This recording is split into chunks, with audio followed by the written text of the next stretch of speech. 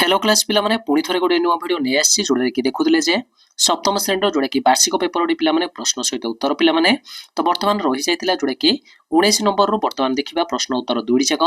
आशा करछि पूर्वर जो माने वीडियो देखि नाहंती चैनल रे हमर संपूर्ण प्रश्न उत्तर दुईडी जाक अछि जाकि यथा शीघ्र देखि पारियो पिला माने तो समस्त जोडे कि षष्ठ रु दशम श्रेणी रो जेतियो सब पेपर गुडी तार विषय रो प्रश्न उत्तर दुईडी जाक पाइ जिवो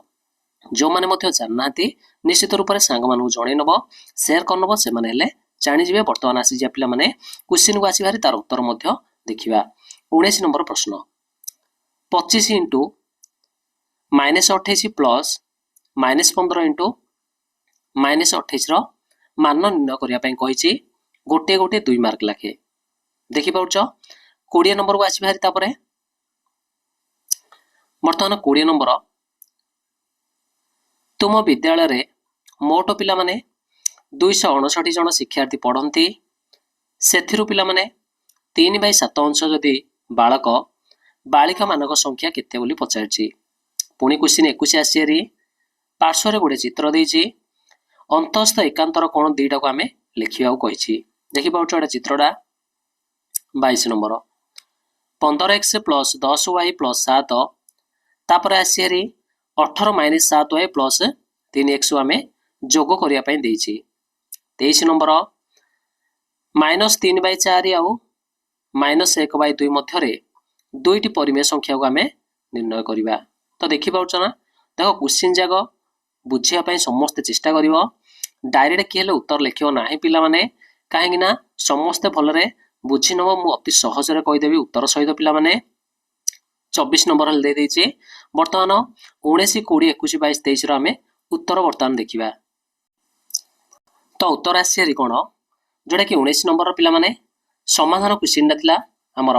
उत्तर आसी -325 वर्तमान मु कहि दोछि फास्ट डिग्री आमे जानछन्ती गुणन करिवा तापर पिला माने जोग करिया लास्ट रे आमे जानछन्ती जो माने जणा पडनी जदी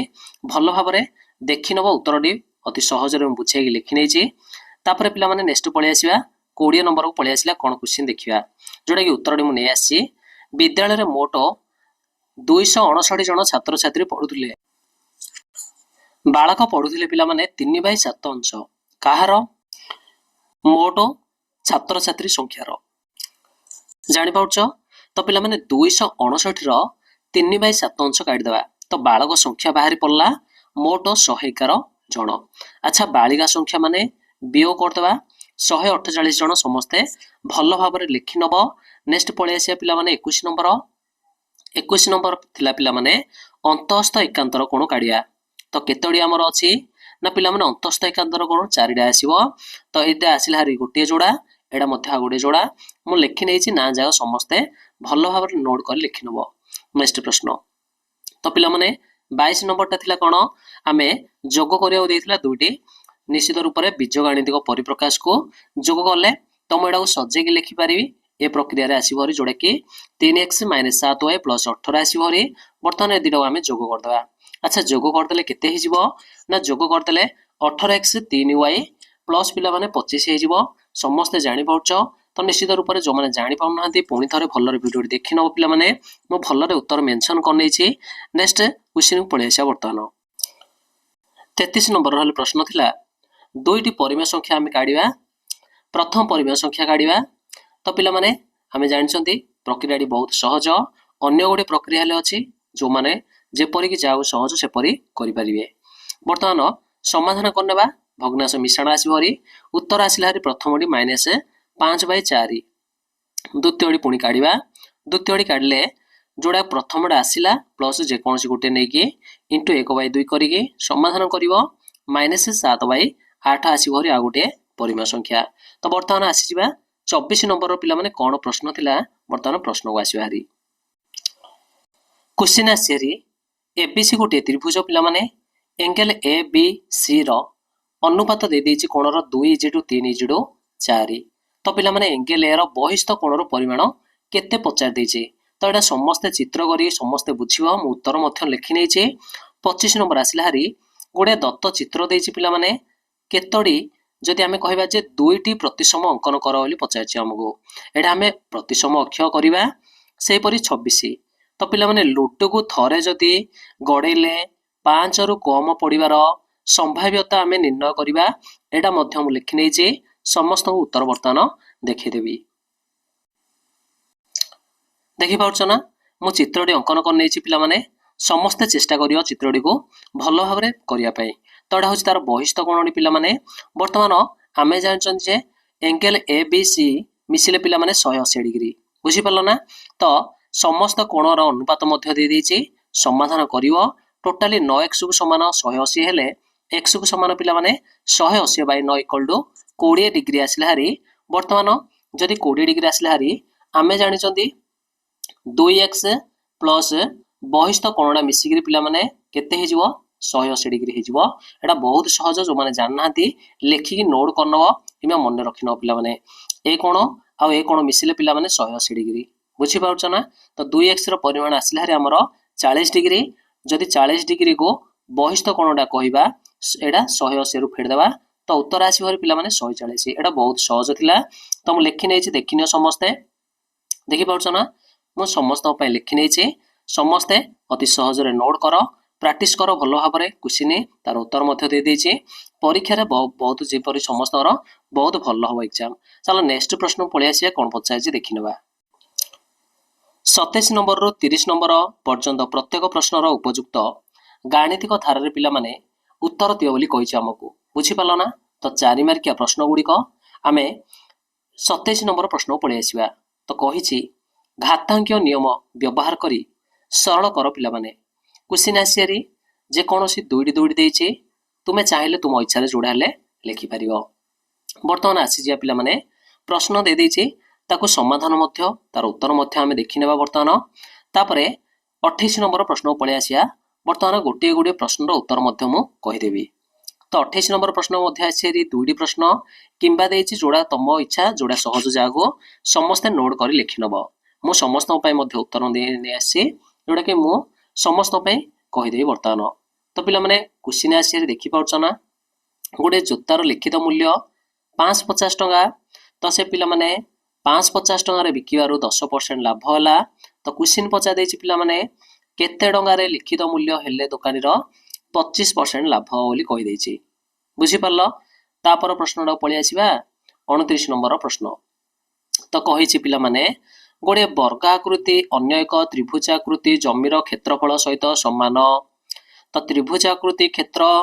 रो भूमि दे देछि पिला माने 36 मीटर उच्चता दे देछि 32 मीटर। क्वेश्चन पचा देछि पिला माने वर्गाकृति जमीर दैर्घ्यटा केते बुझी पालो ना। समस्त को कहि देबी चित्रटा किपरि करिवो हले समस्त को बुझे देबी।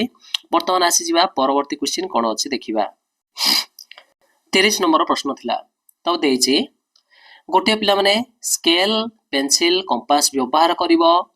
समबाहु त्रिभुज अंकन करिया देछि बाहुर दैर्घ्य जहार 7 cm आउ पिला माने गोटे मध्यम हाले अंकन करिवो एडा हाले मु कर देछि समस्त पय। वर्तमान आसी जिबा उत्तर कोन कोन देखिबा। 25 नंबर रो आसिले हेरि उत्तर को तो पिला माने गोटे दत्त चित्र थिला आमे देखिले तो से पचार थिला दुईटी प्रतिसम अक्ष अंकन करिया को। तो मु दुईटी प्रतिसम अक्ष अंकन कर देछि गोटे होछि बीटी आ गोटे पिला माने होछि कोन एडी बुझी पारलो ना। तापरे 26 आसिले हेरि तो गोटे लुडु को पिला माने गडेले 5 रु कम पड़िबार घटना गुडी निश्चित रूप रे 1 2 3 4 एतिक ही आसीबो। तो समस्त क्लियर होछ ना अति सहज रे बुझौछि समस्त बुझिया पय चेष्टा करिवो। घटना होछि 4टा आसीबो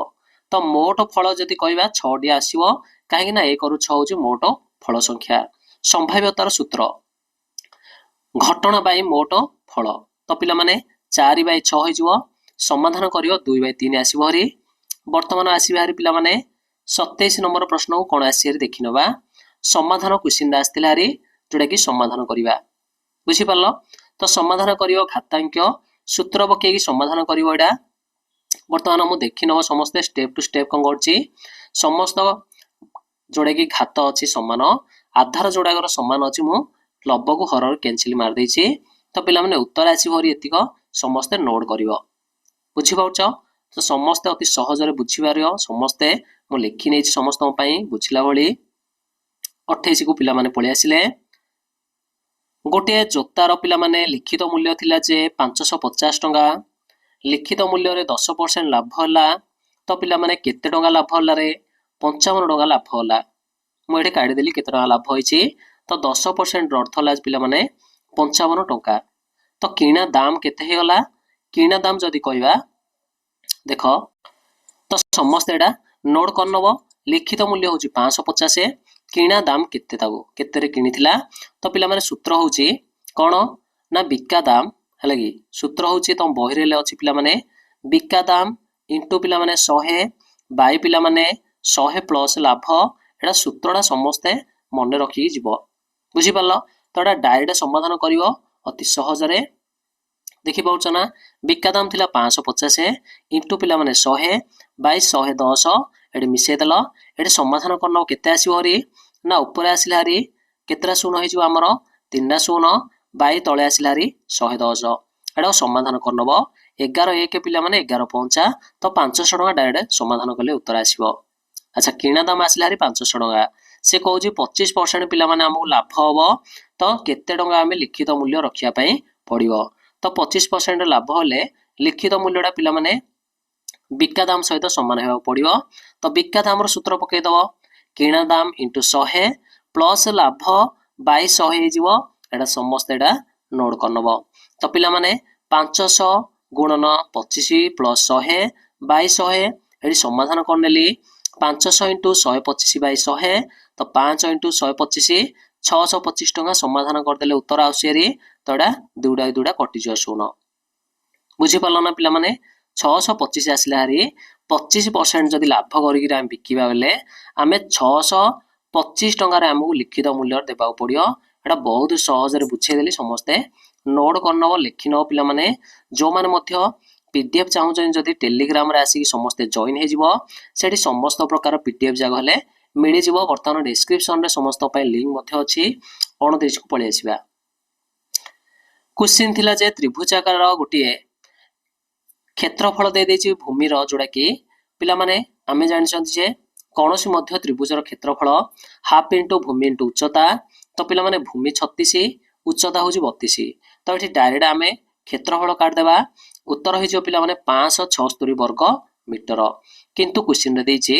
गोटे वर्गाकृति जमीर बाहुर दैर्घ्य आमे जानि नाहंती ताकू मने करो 1 ने गले पुणी से देछि क्वेश्चन रे से कोन कहिछि ना वर्ग क्षेत्रर क्षेत्रफल एवं त्रिभुजर क्षेत्रफल दुई जाक समान तो पिला माने एठी समान करनबो a स्क्वायर को समान पिला माने 576 हे गला a को समान पिला माने रूट ओवर ऑफ 576 उत्तर आसी भरी 24 मीटर बुझी पारलो तो बाहु बाहरी पल्ला पिला माने गोटे गोटे वर्गाकृति जमीर दैर्घ्य होची 24 मीटर एटा बहुत सहज थिला तापरे नेक्स्ट प्रश्न 30 नंबरटा थिला पिला माने अंकन करिवो तो किपरि अंकन हबो प्रोसेस जो माने जानि पारियोनी मध्य लिखि नेछि निश्चित चित्र मध्य नै आसी समस्त पई तो चित्रडी पिला माने एडा होची तुमरो चित्रडी फर्स्ट डिग्री बीसी गोटे बाहु नबो जार दैर्घ्य होची 7 cm बी को केंद्र करियो पिला माने गोटे चाप नबो बुझी पालो ना तो बी को केंद्र करी गोटे चाप नेलो सी को पुणी रखियो 7 cm रे गोटे चाप नबो बी को कोन करियो जोग करियो पुणी सी को जोग करियो तो छेद बिंदुर ना दे देलो ए तो पिला माने वर्तमान कोन करिवो ए रु पिला माने समस्त कोन करिवो अधा रु अधिक नै चाप पुणी पिला माने कोन करिवो आ गुडी चाप देकी ताकू जोग कर दबो तो क्लियर होछ समस्त तो एडी गोटे आसीबो एडी गोटे आसीबो समस्त कोन करिवो चित्रडा करनबो तो एडा होछ तारो एडीडा थिला तारो मध्यम जार दैर्घ्य होची 7 cm पिला माने तो एबीसी होची आवश्यक गोटे समबाहु त्रिभुज बुझी पारलो तो चित्रडा मध्य करनेली निश्चित रूप से सांग माने जान नथिले शेयर करनबो समस्त कोन करिवो जेतिक सब प्रश्न अछि तुमरो समस्त विषयर मध्य पेपर गुडी आसीबो प्रश्न उत्तर दुडी जगह पाइ जिवो कोनसी मध्य पिला उत्तर खोजिया पड़ियो नाही समस्त भलो एग्जाम अटेंड करि परिवो तो जो माने जान नाथि सांग मानक मध्य जणे नबो।